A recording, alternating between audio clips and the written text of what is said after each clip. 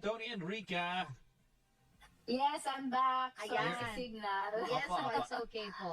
Anong tanong ni partner Rika, kapag sakali ho bang baligtarin ang plenaryo, no? At sabihin nila na, hindi, ibalik niyo yan sa Justice Committee at nire-reverse namin ang desisyon, will it affect also the first impeachment complaint that was already declared insufficient in form and substance? O dun sa pangalawa lang po na sufficient in form but insufficient in substance? Actually, ang naging findings namin dyan, Tony, parehas silang sufficient in form. Ah, Pero yun ba? parehas silang insufficient in Ay, oo substance, nga, no? tama, oo, tama. So, I think Nawala if ako, ever there was... Naglolo ko pa yung camera ko. Lahat na lang, naglolo ko Pakinggan nyo muna, ayusin ko lang yung camera ko, saglit lang. will be disapproval, Mm-mm. it will focus on our declaration of insufficiency in substance. For No? both. In which case, we will be constrained to come up with our articles of impeachment on the basis of the two impeachment Ah, Ayun complaints. na. Yun na. So, kung ano yung rason from- o dahilan yeah. ng dalawa. Yes. Oo. From those Pwede complaints, pa palang bumalik Pwede pa palang bumalik ang impeachment impeachment ni BBM sa Commission on Justice pag bumoto sa plenaryo. Pero problema yung plenaryo. Dahil ang plenaryo po ay sa totoosin lang po kung napapansin nyo, ang plenaryo po ay composed ng malakas po dyan, almost 80 to 100 congressman ay lakas. 80 to 100 congressman po dyan ay lakas. Lakas CMD. Ang party po ng Pangulo. Meron din po dyan, ang pangalawa po ay NU. National, NU yung kina Kiko Barsaga at basta yung NU. Yan po. Ano ba yun? MU? MU? Ano yun? MU? Ano ba yun? MU? Sino ba yun? Kay Kiko Barsaga? Ano ba yun? NU? MU? Mutual Agreement? Aray ko. Diba? Kaya, delikado talaga. Delikado yan. Hindi delikado yung sa plenaryo kay BBM. Ang delikado sa plenaryo, NUP. Ayan, National Umusbong Party. Ayan, NUP. Diba? Ayan po, NUP. At saka yung iba-iba dyan. Ayan po ang pangalawa. Ang lakas CMD po ang marami dyan. Kaalyado ng Pangulo yon. Kaya malabo yan. Ang malamang-lamang kapag dumating ang plenaryo dito kay Sara. Dahil, ayun nga, ang boto kailangan 106. Inuulit ko. Kailangan 106 ang makuha para ma-impeach si Sara. Napaka-basic lang nun. things, we should be able to consolidate the offenses, Oh, the my. grounds, the causes of action, Oy, shoutout kay Ma'am Luisa Macmelon until we are able to come up with the articles of impeachment na aaproban din sa plenary. Kaso nga, Kong Jinky, wala naman tayong medical basis, kunyari, Sa doon sa drug pagsasabi na addiction. he's a drug addict. Will you be the one to find that medical evidence, to Oo. present that to the plenary level? Di po ba? Kung yun nga nakita nyo, hindi siya sufficient O sa trial Well, proper I think- I think in that case, the consensus of the members of the Justice Committee should be considered as to which offenses and grounds will be included in the articles of impeachment. Kasi tama ka dun, Rika Pagdating dun sa allegation ng drug addiction, one, wala namang personal knowledge yung complainant. Two, wala din tayong medical records to show, so we do not know really how it will pass the standard of personal knowledge and authentic record, which is a requirement in the verification, no? Yes. Alam mo, parang hindi pa to nangyari before I was asking my seniors kung nangyari na ba ito before. So sabi nila wala pa. But if ever there there will be occasion like this na mapapabalik, no? Tingin ko lang I am inclined to believe dapat may consensus din ang Justice Committee pagdating sa consolidation, specifically aling offenses at aling grounds ang isasama sa articles of impeachment, no? Ayaw But that pala. is in case lang In na case marireverse. Correct. Okay. Pero kung aaproba naman nila, Mm. kung aaproba naman ng plenary ang committee report, then that will finally put an end It to the looks, impeachment process against the president. Selyado na. Magiging final na yung Yes. dismissal ng impeachment Kaya complaints. nga po, tinanong si Presidente kanina, Congresswoman, no, yung reaction niya nga dun sa pagbasura dun sa impeachment complaint sa House Justice Committee, sabi niya natutuwa nga naman daw siya dahil ito Oh. ay parang distraction lamang Mhm. at para mas makausad na Distraction naman po talaga eh. Distraction. Di ba? Pangulo, ilang beses natin inulit dito, Pangulo ang nag-expose, Pangulo ang i-impeach. Aray ko. Di ba? Isipin mo, binatikos niya yung Kongreso at Senado. Kung na-impeach si BBM, ibig sabihin, nanalo yung ibang magnanakaw. Aray ko. Di ba? no, ang gobyerno, ang administrasyon sa mga mahalagang trabaho ay mabuti nga daw na binasura ito. Pero I guess hindi pa ho nga namin tapos yung proseso. Hindi pa na siya pwedeng matuwa ng lubusan dahil may plenaryo pa at yung Justice Committee report may possibility pa, whatever the possibility there is, na ma-reverse pa ito. Ngayon, you are presenting the committee report on Monday to be voted on by the committee membership. And It depends if they will include that in the order of business for Monday, ha? Mhm. sa committee, What I am certain, as a committee, yes. committee lang. We are intending to vote. vote on the committee report on Monday. Ayan na.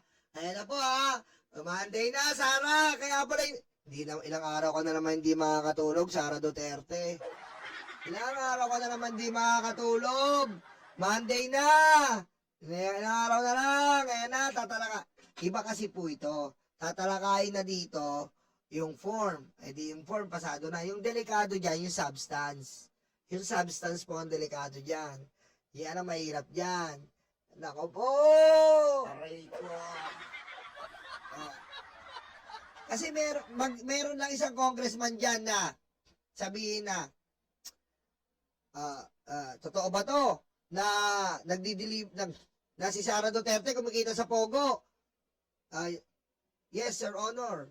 Sufficient in substance yan kasi ganito. Paano mo papatunayan? Ngayon, no mahirap. Eto po si Ramil Madriaga, pagpapatunay. Patay! Aray ko.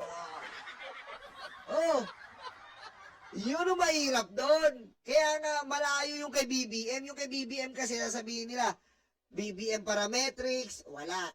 Adik si BBM, wala silang mapakitang ebidensya. Eto, may papapatunayan ka ba na si Sara kumita sa Pogo? Opo, in substance yan.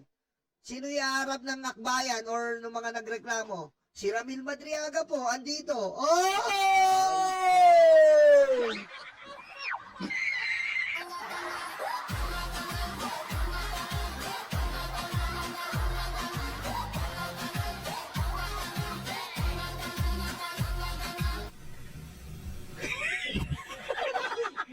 Di ba? Ganun po kailangan, Ganun po kailangan. Meron ka sufficient in substance and sufficient in evidence. Dahil po kay BBM, wala silang sufficient evidence Wala silang mapakita na adik, na direktang kumita ang Pangulo. Dito, marami po. May Ramil Madriaga, meron po tayong COA, meron po tayong AFP. Lahat po ito, sufficient in substance. And ang iba dito, tinalakay na po ng Quadcom. Napatunayan po. Diba? Ano yan? Kaya Nyonong nagsalita na naman yung buga kasi nga nakita nila yung interrogation ginawa sa complainant. Kaya hayon, lumabas na walang pruweba. Tama, Chupaeng, tama yun, tama. Diba? Yan po ang mahirap dyan. Ipa-play lang yung video. Ipi-play po yung video dito ng good governance hearing. Sabihin, paano nyo po nalaman? Sabihin ni Luis Tro. How can you conclude that this impeachment against the Vice President is sufficient in substance? Article 1, betrayal of public trust. Sasabihin ngayon nila, ano yan, nila Akbayan, tsaka ng Tingdip Pilipinas. We can show you a video regarding the good governance hearing in which Sara Duterte committed a betrayal of public trust. Napaka-basic. Papakita yung record ng COA, papakita yung record ng AFP, papakita si Gina Acosta, binigay kay La Chica, yung 125 million, basic na basic. Aray ko. Basic na basic. Ganun kabilis. Sila, wala. Wala sila mapakita sa presidente na si presidente kumubra ng maleta. Wala sila mapakita sa presidente na ang presidente nagdodroga. Wala sila mapakita sa presidente na ang presidente ay pinakulong si Rodrigo Duterte. Wala sila mapakita sa presidente na ang presidente ang pasimuno ng BBM Parametric. Wala. Pero kay Sara, baligtad lahat. Ipi-play mo lang yung video, may ebidensya ka na. Patayin mo si BBM. No joke.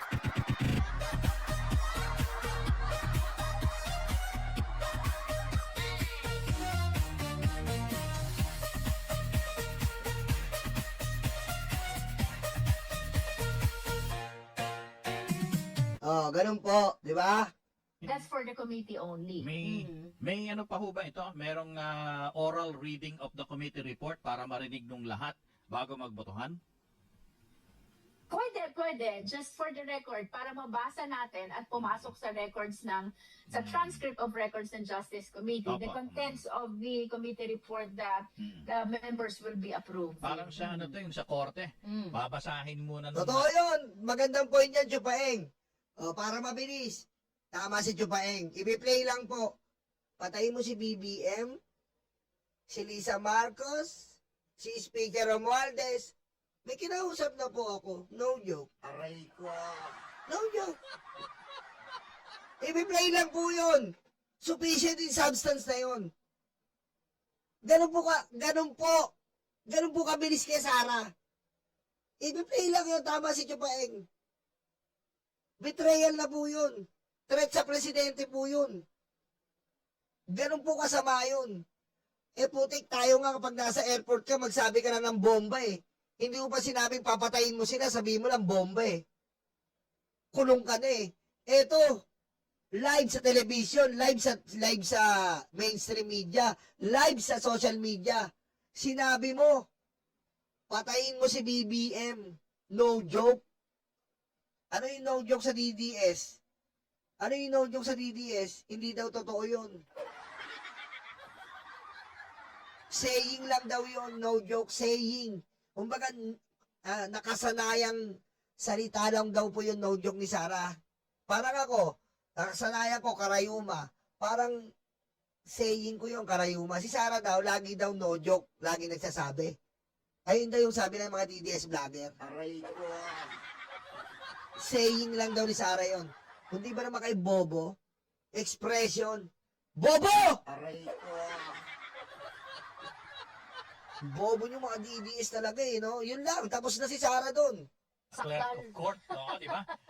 On the matter of Kanyan versus the Chuchu. Correct. Tapos ang The haba-haba. committee finds. Pero yung dispositive portion lang inaabangan ng media. So may ganun po, pwedeng basahin yung report, no? Congresswoman. Yes. Yeah. I think it will be better kung basahin so it will form part of the transcript of records of our committee hearing on Monday, no? Opo. But our committee report should be very simple and very short, no? Opo. It should only contain the determination as to form and the determination as to substance of both the De Jesus complaint and the Masa et al. Impeachment complaint. Alright. Sige. Ayan. So, punta naman po tayo dun sa Vice. impeachment naman ng vice-presidente. Ano po? babalik na naman tayo dun sa una. Parang wala naman po atang magiging diferensya dun sa Yung mga naunang mga na-file last ipinasa, year. no? Oo. Dinagdagan lang doon sa Madriaga The testimony. testimony, Oo. yes. Sa tingin niyo po ba, pwede ka po bang magsabi ng inyong personal on this?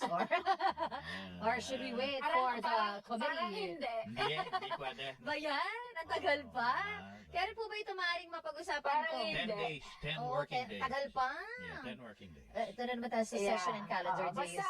Basta as soon as ma-refer sa Justice Committee, we will definitely... Tandaan nyo po na kay Speaker Bo GD na po yan ha. Speaker Bo GD na po ang impeachment. Then this Speaker Bo GD will transfer this to the Commission on Justice. And this Commission on Justice will tackle this impeachment against Bobong Sara Duterte. Aray ko. start the deliberation on the substance and the form. Form. Oo. Anong tawag dito? Kailan ho ba ang break ulit ng Kakapasok pa nga lang. hindi, mabilis lang, may break kagad Break yan. na naman. Sa March ho ba o April? Tony, parang overwhelmed ako ng trabaho. Nakalimutan kong i-check ang kailan yung recess namin eh. Oo. Tama po yan. At least kayo nga po, busy sa pagtatrabaho. Yung isa sumisweldo. May holy, ay grabe. Hoy, sino ba yan? Sumisweldo, hindi nagtatrabaho. Sino ba yan? Grabe naman to news anchor na to. Aray ko. Ba't ginaganon nyo si Sarah? Ba't ginaganon nyo? Bastos kayo eh. Nagtatrabaho, hindi nagtatrabaho, sumisweldo. Ganun mga Duterte. Aray ko. Masanay na kayo, ganun mga Duterte. Mga buwakan ng Naman partner. May Overwhelmed ako ng trabaho. Nakalimutan kong i-check ang kailan yung recess namin eh. Oo. Tama po yan. At least kayo nga po, busy sa pagtatrabaho. Yung isa sumisweldo. may holy, ay grabe ka naman partner. Sorry. May Holy Week break syempre dahil Holy Week is April 5 na ba? That's what I'm looking forward to. No, April 1 to 5. That's the Holy Week. Yan ang break, yan ang break eh. Pero before that, Yeah. magre-recess ho ba ang House before Holy Week? I'm sorry, I'm really not so certain kung kailan yung recess. Wala ba? Sana dire-diretso na to. Wala muna kayong break para ma-impeach na yung hype na yan. Aray ko. namin, no? Sige. I-check ko para Yeah. next time ma-interview mo ko, I can answer that question. Baka kasi po maabutan na naman kayo ng Oo, ng recess sa pag-debate dito sa Yes, oo. VP. Dahil that would mean may konting pahinga muna after the Holy Week muli. Yes. Maaring mag-resume ng deliberation ng House Justice Yes. Committee. And it happened last year.